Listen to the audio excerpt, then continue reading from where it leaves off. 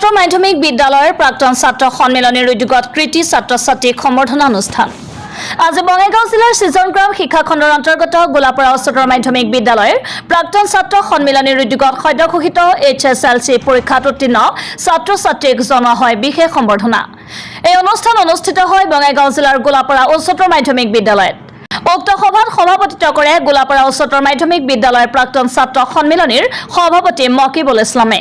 এই সভাত উপস্থিত গোলাপাৰা উচ্চতৰ মাধ্যমিক বিদ্যালয়ৰ অধ্যক্ষ জয়নাল আবেদিন, লগতে মানিকপুৰ আঞ্চলিক মহাবিদ্যালয়ৰ অধ্যাপক ফজৰ আলী আৰু উপস্থিত থাকে কোকিলা আৰক্ষী নিৰীক্ষণ চকীৰ ভাৰপ্ৰাপ্ত আৰক্ষী শেখ শহীদুল ইছলাম ডাঙৰীয়া। বিদ্যালয়ৰ শিক্ষক শিক্ষয়িত্ৰী আদি কৰি কেইবা শতাধিক ছাত্ৰ ছাত্ৰী উপস্থিত থাকে আৰু ইয়াত 50% ওপৰত নম্বৰ প্ৰাপ্ত 100 জন ছাত্ৰ ছাত্ৰীক এখন ফুলাম গামোচা, এখন সম্বৰ্ধনা পত্ৰ, এটি কলমেৰে সম্বৰ্ধনা জনোৱা হয়। কোকিলাৰ পৰা সুলতান আহমেদৰ ৰিপৰ্ট, ডি নিউজ এক্সপ্ৰেছ 365।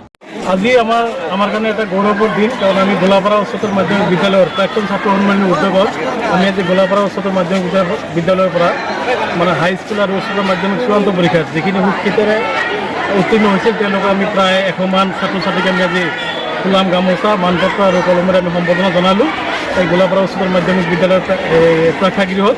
গতিকে আমাৰ আজি ভাল লাগিছে যে তেওঁলোকে আজি বহুত ভাল ৰিজাল্ট কৰিছে আৰু আজি তেওঁলোকে নিশ্চয় দেশৰ ভৱিষ্যত, গতিকে বহুতে ইঞ্জিনিয়াৰ, ডক্টৰ, বহুত নিয়মত তেওঁলোকে শিক্ষিত হ'ব। গতিকে আমাৰ কাৰণে গৌৰৱৰ দিন আৰু আমি আশা কৰিছোঁ যে অনাগত দিনত তেওঁলোকৰ যাতে ভৱিষ্যত উজ্জ্বল কামনা হয় তাৰে কামনা কৰিছোঁ। পোনপ্ৰথমে সাংবাদিক বন্ধুসকলক ধন্যবাদ জনাইছোঁ। আজি আমাৰ কাৰণে এটা আনন্দৰ দিন, গৌৰৱৰ দিন, কিয়নো আজি আমাৰ গোলাপাৰা উচ্চতৰ মাধ্যমিক বিদ্যালয়ৰ প্ৰাক্তন ছাত্ৰ সন্মিলনীয়ে যিসকল ছাত্ৰ ছাত্ৰীয়ে 2023 বৰ্ষত মেট্ৰিক আৰু উচ্চতৰ মাধ্যমিক পৰীক্ষাত সুখ্যাতিৰে অৰ্জন কৰিছে তেওঁলোকক আজি সম্বৰ্ধনা অনুষ্ঠান আয়োজন কৰিছিল। মই SMBCৰ সভাপতি হিচাপে প্ৰাক্তন ছাত্ৰ সন্মিলনক আমি আন্তৰিক ধন্যবাদ জনাইছোঁ আৰু ছাত্ৰ ছাত্ৰীসকলক আমি উদ্দেশ্য কৰি কিছু ভাষণ ৰাখিছোঁ যাতে তেওঁলোকে ভৱিষ্যতে একোজন সুশিক্ষিত ব্যক্তি হিচাপে নিজকে প্ৰতিষ্ঠিত কৰিব পাৰে, তাৰ কাৰণে ওপৰৱালাৰ ওচৰত আহ্বান জনাইছোঁ। আৰু এনেকুৱা সুন্দৰ ৰেজাল্ট যে কৰিছে, এই ৰেজাল্ট কৰাৰ কাৰণে মই ছাত্ৰ ছাত্ৰীসকলক ধন্যবাদ জনাইছোঁ আৰু স্কুল কৰ্তৃপক্ষৰ তৰফৰ পৰা শিক্ষক কৰ্মচাৰীসকলক আন্তৰিক ধন্যবাদ জনাইছোঁ আৰু ভৱিষ্যতে যাতে ইয়াতকৈ আৰু সুন্দৰ ৰেজাল্ট কৰিব পাৰে তাৰ কাৰণে আহ্বান জনাইছোঁ আৰু ছাত্ৰ ছাত্ৰীসকলে ভৱিষ্যতে যাতে একোজন সুশিক্ষিত ব্যক্তি হিচাপে নিজকে প্ৰতিষ্ঠিত হ'ব পাৰে তাৰ কাৰণে আহ্বান জনাইছোঁ। কিমানজন ছাত্ৰ ছাত্ৰীক সম্বৰ্ধনা জনালে? ইয়াতে মেট্ৰিকৰ আমি 68 আৰু হায়াৰ ছেকেণ্ডেৰী পৰীক্ষা 3 জন ছাত্ৰ ছাত্ৰী আমাৰ স্কুলৰ পৰা পাছ কৰিছে।